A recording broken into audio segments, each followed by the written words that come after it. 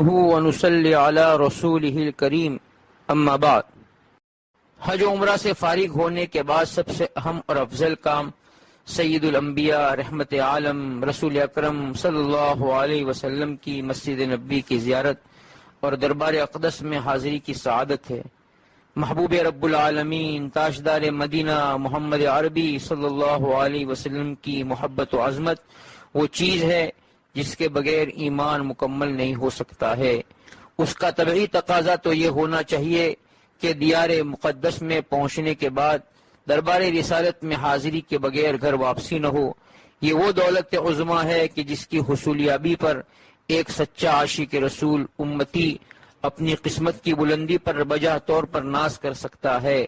علاوہ ازیں روزہ مطہرہ پر حاضر ہو کر صلاۃ والسلام کا نذرانہ پیش کرنے کے عظیم الشان فائدے اور فضائل ہے۔ فضائل زیارت روزہ اقدس۔ نمبر 1، حضرت نبی کریم صلی اللہ علیہ وسلم نے ارشاد فرمایا، من زار قبری وجبت لہو شفاعتی۔ ترجمہ، جس شخص نے میری قبر کی زیارت کی اس کے لیے میری شفاعت واجب ہے۔ نمبر 2، حضرت نبی کریم صلی اللہ علیہ وسلم نے ارشاد فرمایا کہ جو شخص صرف میری زیارت کے لیے میرے پاس آئے تو مجھ پر حق ہو گیا کہ میں قیامت کے دن اس کا سفارشی بنوں گا۔ نمبر 3، حضرت نبی کریم صلی اللہ علیہ وسلم نے ارشاد فرمایا کہ من زارنی بعد وفاتی عند قبری فکأنما زارنی فی حیاتی۔ ترجمہ، جس شخص نے میری وفات کے بعد میری قبر کی زیارت کی تو گویا اس نے میری زندگی میں میری زیارت کا شرف حاصل کیا۔ ان ارشادات کو پڑھنے اور سننے کے بعد وہ کون سا مسلمان ہوگا جو بغیر کسی مجبوری کے اس سعادت کبریٰ سے محروم ہو کر گھر واپس چلا جائے؟ نیت سفر مدینہ۔ جب مدینہ منورہ کا سفر شروع کرے تو اس طرح نیت کرے، اللہ میں نبی کریم صلی اللہ علیہ وسلم کے مزار مبارک اور مسجد نبی کی زیارت کے لیے مدینہ منورہ کا سفر کرتا ہوں، اے اللہ اسے قبول فرما لیجئے۔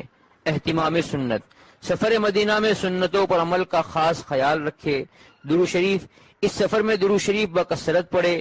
مدینہ طیبہ میں مدینہ طیبہ کی آبادی نظر آنے پر شوق دید زیادہ کرے اور درود و سلام خوب پڑھتے ہوئے عاجزی سے داخل ہو اور یہ دعا پڑھے، اللہم ھذا حرم نبیک فاجعلہ لی وقایۃ من النار وامانا من العذاب وسوء الحساب۔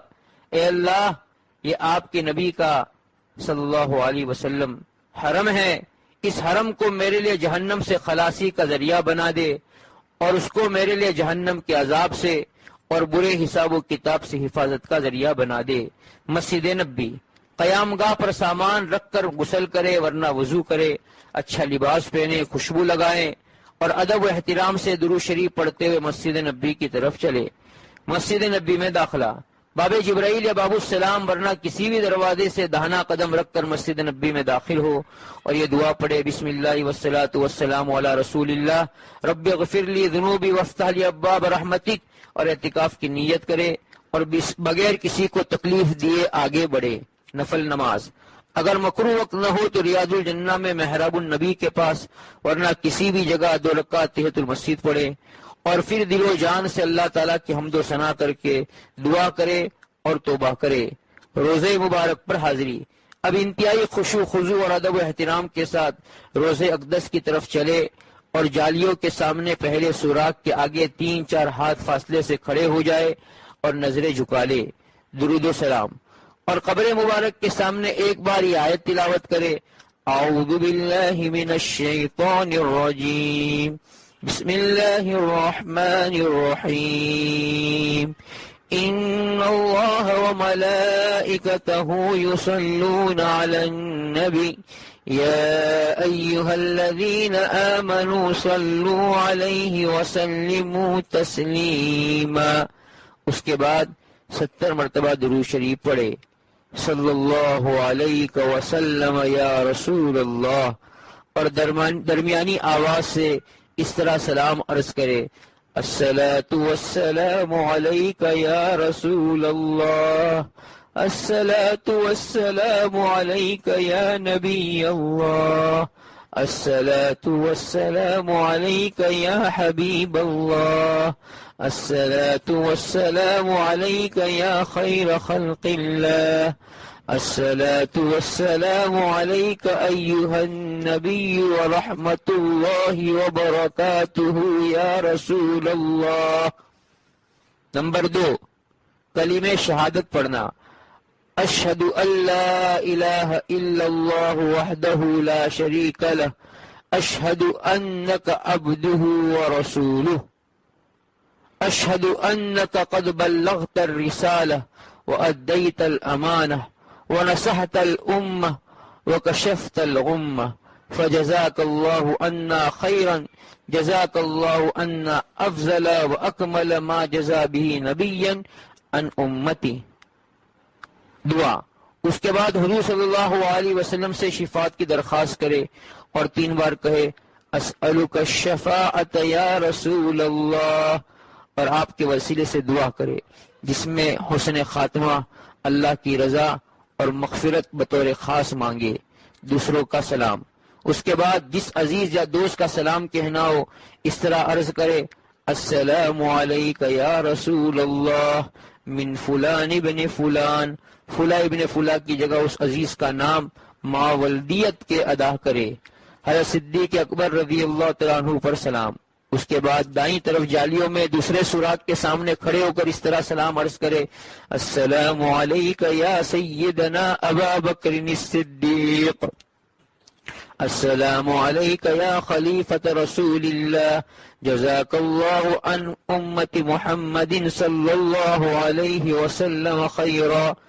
حضرت عمر فاروق رضی اللہ تعالیٰ عنہ پر سلام، اس کے بعد پھر ذرا دائیں طرف ہٹ کر تیسرے سوراخ کے سامنے کھڑے ہو کر اس طرح سلام عرض کرے السلام علیک یا عمر ابن الخطاب رضی اللہ تعالی عنہ، السلام علیک یا امیر المؤمنین، جزاک اللہ عن امت محمد صلی اللہ علیہ وسلم خیرا، دونوں کی خدمت میں۔ اس کے بعد ذرا بائیں طرف بڑھ کر دونوں حضرات خلفاء کے بیچ میں کہے السلام علیکما یا وزیر رسول اللہ، جزاکم اللہ احسن الجزا، حضور صلی اللہ علیہ وسلم کی خدمت میں۔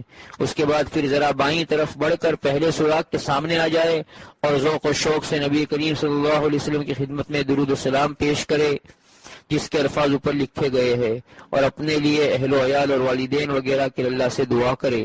دعا، اس کے بعد مسجد نبی میں ایسی جگہ چلے جائے کہ قبلہ رو ہونے میں روز اقدس کی پیٹ نہ ہو اور اللہ سے خوب رو کر دعا کرے۔ سلام عرض کرنے کا یہی طریقہ ہے۔ ریاض الجنہ، نبی کریم صلی اللہ علیہ وسلم کی حجر مبارک کا ممبر کی درمیانی جگہ ریاض الجنہ کہلاتی ہے۔ نبی کریم صلی اللہ علیہ وسلم نے اس کی عظمت کو بیان کرتے ہوئے ارشاد فرمایا ما بین بیتی و منبری روضۃ من ریاض الجنہ، ترجمہ، میرے گھر اور میرے منبر کے درمیان جنت کی کیاریوں میں سے ایک کیاری ہے، جو شخص اس مقام پر جا کر نماز پڑھے گا اور ذکر و عبادت میں مشغول ہوگا اس کے لیے جنت میں جانا بالکل آسان ہو جائے گا، اور وہاں پر جگہ مشکل سے ملتی ہے، بھیڑ کافی ہوتی ہے۔ اللہ سے دعا کر کے اس جگہ پہنچنے کی کوشش کی جائے، اور اکثر علماء کے نزدیک زمین کا یہ ٹکڑا قیامت کے دن جنت میں چلا جائے گا۔ ستون ہائے ریاض الجنہ، ریاض الجنہ کے مقدس احاطے میں 6 ستون بنے ہوئے ہیں، ہر ستون پر نام بھی لکھا ہوا ہے۔ یہ تاریخی ستون ہے، ان کو دیکھنا چاہیے اور ان کے قریب عبادت کا اہتمام بھی کرنا چاہیے۔ ان میں سے ہر ایک کی ایک تاریخی اہمیت ہے۔ عموماً بہت سے لوگ اس طرف توجہ نہیں دیتے، یا یوں کہیے کہ بہت سے کو اس کے بارے میں معلوم بھی نہیں ہوتا۔ اکثر چونکہ ریاض الجنہ میں جگہ کی تلاش میں منتظر کھڑے رہتے ہیں، اور جیسی جگہ ملے عبادت میں لگ جاتے ہیں، اور پھر پیچھے سے اٹھنے اور وہاں سے ہٹنے کا تقاضا ہوتا ہے تو لوگ نکل جاتے ہیں۔ ہمیں چاہیے کہ ان ستونوں کو دیکھے اور ان کی تاریخی اہمیت کو ذہن و دماغ میں تازہ کرے۔ سہولت ہو تو ان کے قریب نفل وغیرہ پڑھ لیں۔ ہم یہاں ان کا مختصر تعارف نقل کر رہے ہیں۔ ستون حنانہ،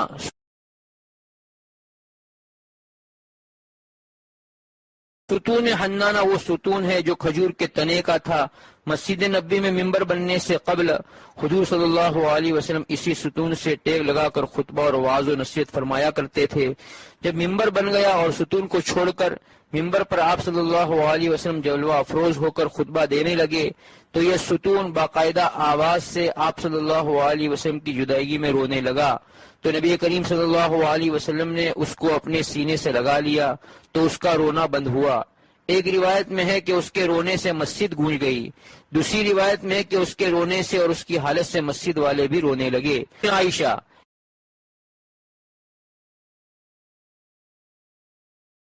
ایک دفعہ نبی کریم صلی اللہ علیہ وسلم نے ارشاد فرمایا تھا کہ میری مسجد میں ایک جگہ ایسی ہے کہ اس جگہ نماز پڑھنے کی فضیلت اگر لوگوں کو معلوم ہو جائے گی تو نمبر لگانے کے لیے قرعہ اندازی کی نوبت آ جائے گی۔ اس کے بعد صحابہ کرام کو اس جگہ کی جستجو رہتی تھی۔ نبی کریم صلی اللہ علیہ وسلم کی وفات کے بعد حضرت عائشہ رضی اللہ تعالیٰ عنہ نے اپنے بھانجے حضرت عبداللہ بن زبیر رضی اللہ تعالیٰ عنہ کو جگہ بتلا دی کہ اس جگہ جا کر توبہ استغفار اور دعا اور نمازوں میں مشغول ہو جائے، اس لیے اس ستون کو ستون عائشہ کہا جاتا ہے۔ ستون ابی لبابہ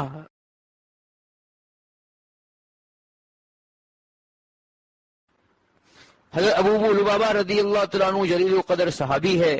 غزوہ تبوک کے موقع پر ان سے کوئی خطا سرزد ہو گئی تھی تو انہوں نے خود اپنے آپ کو مسجد نبی صلی اللہ علیہ وسلم کے ستون سے باندھ دیا تھا، جو ستون ابو لبابہ سے مشہور ہو گیا، اور انہوں نے یہ عہد کیا تھا کہ جب تک حضور صلی اللہ علیہ وسلم خود نہیں کھولیں گے بندھا رہوں گا۔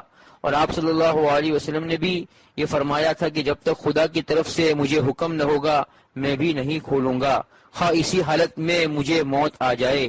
چنانچہ کئی روز مکمل اسی طرح بندھے رہے۔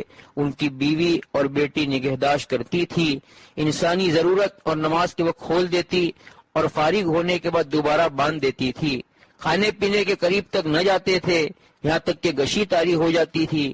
جب اللہ تعالیٰ نے قرآن میں ان کی توبہ کی قبولیت کا اعلان فرمایا تو حضور صلی اللہ علیہ وسلم نے بنفس نفیس اپنے دست مبارک سے کھول دیا۔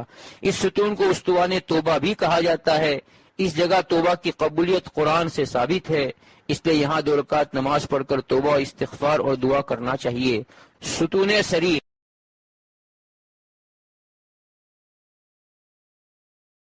ستون سریر وہ ہے جہاں نبی کریم صلی اللہ علیہ وسلم اعتکاف فرمایا کرتے تھے، اور آرام کے لیے اسی جگہ آپ صلی اللہ علیہ وسلم کا بستر بچھایا دیا جاتا تھا۔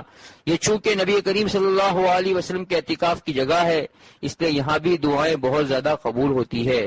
ستون حرس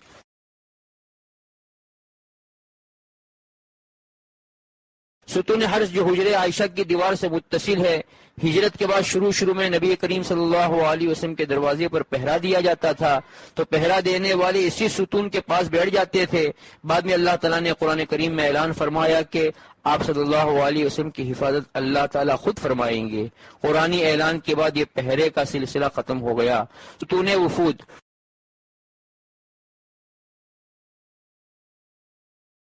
ستون وفود وہ ستون ہے جس کے پاس بیٹھ کر باہر سے آنے والے قبائل نے آپ صلی اللہ علیہ وسلم کے دست مبارک پر اسلام کی بیعت کی ہے۔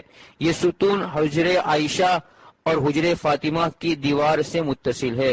ستون جبرائیل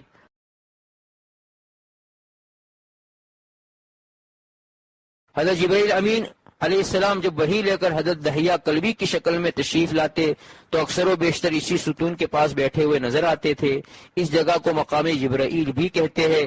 اس جگہ بھی دعائیں بہت زیادہ قبول ہوتی ہے۔ صفا چبوترا صفا سائبان اور سائیدار جگہ کو کہا جاتا ہے، اور اس سے مراد مسجد نبی شریف میں واقع وہ سائیدار جگہ ہے جہاں فقراء مہاجرین قیام فرمایا کرتے تھے، جن کا کوئی ٹھکانہ نہ تھا۔ مسجد کے شمال مشرق میں یہ چھپر بنا ہوا تھا، وہاں قیام کرنے والے صحابہ کرام کو اصحاب صفہ کا لقب ملا۔ اس وقت وہ چبوترے کی شکل میں ہے جو زمین سے نصف میٹر بلند، 12 میٹر لمبا اور 8 میٹر چوڑا ہے۔ اس کے چاروں طرف جالی دار گھیرا بنا ہوا ہے۔ اصحاب صفہ کی تعداد میں کمی زیادتی ہوتی رہتی تھی۔ مختلف روایات کے پیش نظر اگر ایک وقت میں ان کی تعداد 70 تھی تو کسی وقت 400 تک کی عظیم جماعت پر مشتمل ہوتے تھے۔ اس مقام پر بیٹھنے اور سعادت حاصل کرنے کے لیے لوگوں کی بڑی تعداد رہتی تھی۔ یہاں پر بیٹھنے کی کوشش کرنا چاہیے، کیونکہ یہ وہ جگہ ہے جہاں بیٹھ کر صحابہ کرام رضی اللہ عنہم اجمعین نے نبی کریم صلی اللہ علیہ وسلم سے تعلیم حاصل کی۔ اگر باب جبرائیل سے داخل ہوں گے تو دائیں جانب صفا چبوترا ہوگا۔ جنت البقیع جنت البقیع مدینہ منورہ کا مقدس قبرستان ہے۔ جس میں 10,000 سے زائد صحابہ کرام رضوان اللہ علیہم اجمعین، جس میں 9 ازواج مطہرات پاکیزہ بیویاں، 4 بنات طیبات صاحبزادیاں، اور صاحبزادہ رسول حضرت ابراہیم رضی اللہ تعالی عنہ، نواسے رسول حضرت حسن رضی اللہ تعالی عنہ، داماد رسول اور خلیفہ ثالث سیدنا حضرت عثمان غنی رضی اللہ تعالی عنہ، ان کے علاوہ سینکڑوں تابعین اور بزرگان دین مدفون ہے۔ مسجد نبی کے مشرقی جانب بیرونی صحن جہاں ختم ہوتا ہے، وہیں سے جنت البقیع شروع ہوتا ہے۔ عموماً اشراق کے وقت اور بعد نماز عصر اس کا دروازہ کھلتا ہے اور زیارت و ایصال ثواب کے لیے حاضری کا موقع ملتا ہے۔ اہل بقیع پر سلام۔ جب جنت البقیع قبرستان میں داخل ہو تو یہ دعا پڑھے: السلام علیکم دار قوم مؤمنین فإنا إن شاء الله بكم لاحقون اللهم اغفر لأهل البقيع الغرقد اللهم اغفر لنا ولهم۔ ترجمہ: اے ایمان والی قوم، تم پر سلام ہو، بے شک ہم انشاءاللہ تم سے ملنے والے ہیں۔ اے اللہ اہل بقیع کی مغفرت فرما، اے اللہ ہماری اور ان کی مغفرت فرما۔ حضرت عثمان غنی رضی اللہ تعالیٰ عنہ کی خدمت میں سلام۔ خلیفہ ثالث داماد رسول سیدنا حضرت عثمان غنی رضی اللہ تعالیٰ عنہ بھی بقیع میں آرام فرما ہے، اس لیے عمومی دعا اور ایصال ثواب کے ساتھ خاص ان کی خدمت میں بھی سلام پیش کرے۔ السلام علیک یا ثالث الخلفاء الراشدین، السلام علیک یا ذی النورین، السلام علیک یا عثمان بن عفان رضی اللہ تعالی عنہ، السلام علیک ورحمۃ اللہ وبرکاتہ۔ ترجمہ: اے خلفائے راشدین میں سے تیسرے نمبر کے خلیفہ، آپ پر سلام ہو۔ اے 2 نور والے، آپ پر سلام ہو۔ اے عثمان ابن عفان رضی اللہ تعالیٰ عنہ، آپ پر سلام ہو، آپ پر سلام ہو اور اللہ کی رحمت و برکات ہو۔ 40 نمازیں۔ مرد حضرات مسجد نبی میں 40 نمازیں باجماعت ادا کرے۔ 40 نمازوں کی پابندی سے عذاب قبر اور نفاق سے برات اور جہنم سے خلاصی نصیب ہوتی ہے۔ مدینہ منورہ کے مقامات مقدسہ کی زیارت۔ جس طرح مکہ مکرمہ میں تاریخی مقامات کی زیارت عمرہ گروپ والے کراتے ہیں، اسی طرح مدینہ منورہ کے تاریخی مقامات پر بھی انہی کی جانب سے لے جانے کا اہتمام ہوتا ہے اور چند گھنٹوں میں وہ اہم ترین مقامات کی زیارت کرواتے ہیں۔ عموماً صبح ناشتے کے بعد ان مقامات کی زیارت کے لیے لے جاتے ہیں۔ ان مقامات کا مختصر تعارف پیش کیا جا رہا ہے۔ مسجد غمامہ، یہ مسجد نبی کے جنوب مغرب میں 305 میٹر کے فاصلے پر واقع ہے۔ نبی کریم صلی اللہ علیہ وسلم آخری سالوں میں یہاں عید کی نماز ادا فرماتے تھے، اس لیے تاریخی کتابوں میں اس کا نام مسجد مصلی عیدگاہ والی مسجد ہے۔ آج کل یہ مسجد غمامہ کے نام سے معروف ہے۔ یہ مسجد بند رہتی ہے، بس باہر ہی سے زیارت کی جا سکتی ہے۔ اس کو مسجد غمامہ کہنے کی ایک وجہ یہ بھی لکھی ہے کہ نماز استسقاء کی ادائیگی کے دوران ایک بادل نے آپ کو دھوپ سے سایہ کیے رکھا تھا۔ مسجد ابوبکر، مسجد غمامہ سے 40 میٹر کے فاصلے پر یہ مسجد واقع ہے۔ مسجد غمامہ اور مسجد ابوبکر کے درمیان سے راستہ مسجد نبی کی طرف جاتا ہے۔ یہاں پر حضور صلی اللہ علیہ وسلم نے بعض اوقات عید کی نماز ادا فرمائی، پھر آپ صلی اللہ علیہ وسلم کے بعد خلیفہ اول حضرت ابوبکر صدیق رضی اللہ تعالیٰ عنہ نے یہاں عید کی نماز پڑھائی، اسی وجہ سے ان کی طرف منسوب کر کے اس کا نام رکھا گیا ہے۔ یہ ایک گنبد والی مسجد ہے جو ان دنوں بند رہتی ہے۔ مسجد علی، مسجد نبی سے 290 میٹر اور مسجد غمامہ سے 122 میٹر کے فاصلے پر واقع ہے۔ یہ بھی ان مقامات میں سے ہے جہاں رسول اکرم صلی اللہ علیہ وسلم نے نماز عید ادا فرمائی ہے اور عیدگاہ کی 3 مساجد میں سے تیسری ہے۔ اسے مسجد علی اس لیے کہا جاتا ہے کہ حضرت علی رضی اللہ تعالیٰ عنہ نے یہاں عید کی نماز پڑھائی تھی۔ مسجد عمر ابن الخطاب، مسجد نبی سے 455 میٹر اور مسجد غمامہ سے 33 میٹر کے فاصلے پر واقع ہے۔ بعض متاخرین کی رائے یہ ہے کہ یہاں بھی رسول اللہ صلی اللہ علیہ وسلم نے نماز عید ادا فرمائی، اور اپنے دور خلافت میں حضرت عمر رضی اللہ تعالیٰ عنہ نے بھی یہاں عید کی نماز پڑھی ہوگی، اس لیے آپ کی طرف اسے منسوب کر دیا گیا۔ مسجد اجابہ یہ وہ مسجد ہے جہاں نبی کریم صلی اللہ علیہ وسلم نے بہت لمبی نماز پڑھ کر 3 دعائیں کی تھی۔ ایک دعا یہ تھی کہ اللہ میری امت کو عام قحط سالی سے ہلاک نہ فرما۔ دوسری دعا یہ فرمائی تھی کہ اللہ میری امت کو اغیار کے تسلط سے ناکام اور ہلاک نہ فرما۔ یہ دونوں دعائیں قبول ہو گئی۔ تیسری دعا یہ فرمائی تھی کہ اللہ میری امت کو آپس کی خانہ جنگی سے محفوظ فرما۔ یہ دعا قبول نہیں ہوئی۔ مسلم شریف۔ اس مقام پر آج مسجد بنائی گئی ہے، اس کو مسجد الاجابہ کہتے ہیں۔ یہ مسجد جنت البقیع سے جانب شمال میں واقع ہے، اس میں جا کر 2 رکعت نماز پڑھ کر دعا کرنا مستحب ہے۔ مسجد جمعہ حضرت مصعب بن عمیر رضی اللہ تعالیٰ عنہ اور حضرت اسعد بن زرارہ رضی اللہ تعالیٰ عنہ مدینہ منورہ میں نماز جمعہ پڑھاتے تھے۔ جب نبی کریم صلی اللہ علیہ وسلم ہجرت کر کے آئے تو قباء میں قیام فرمایا۔ جمعہ کے دن وہاں سے مدینہ منورہ کے لیے روانگی ہوئی۔ مسجد قباء سے تقریباً 1 کلومیٹر کے فاصلے پر بنو سالم کی بستی میں نماز جمعہ ادا فرمائی۔ بنو سالم نے اس جگہ مسجد بنا لی جو مسجد جمعہ اور مسجد بنی سالم کہلاتی ہے۔ اس میں 650 نمازیوں کی گنجائش ہے۔ مسجد قباء وہ مسجد ہے جس کی تعمیر میں نبی کریم صلی اللہ علیہ وسلم نے اپنے دستے مبارک سے پتھر رکھا تھا، اور ہجرت کے بعد سب سے پہلے اس مسجد کی تعمیر ہوئی، اور یہی وہ مسجد ہے جس کے بارے میں قرآن کریم میں لمسجد اسس علی التقوی فرمایا ہے۔ سورہ توبہ۔ ترجمہ: وہ مسجد جو تقوی کی بنیاد پر تعمیر کی گئی۔ اب یہ مسجد بہت بڑی بن گئی ہے، سڑک سے متصل کھلے میدان میں ہے، اور یہ مسجد نبی سے تقریباً 3-4 کلومیٹر کے فاصلے پر ہے۔ مسجد قباء کی حاضری مستحب ہے۔ بہتر یہ ہے کہ سنیچر کے دن جائے، اس لیے کہ حضرت ابن عمر رضی اللہ تعالیٰ عنہما فرماتے ہیں کہ آپ صلی اللہ علیہ وسلم ہر سنیچر کے دن مسجد قباء تشریف لے جایا کرتے تھے، مسجد میں حاضر ہو کر نفل نماز پڑھے۔ ایک حدیث میں ہے کہ آپ صلی اللہ علیہ وسلم نے ارشاد فرمایا، مسجد قباء میں نماز پڑھنا ثواب کے اعتبار سے ایک عمرہ کے مانند ہے۔ ترمذی۔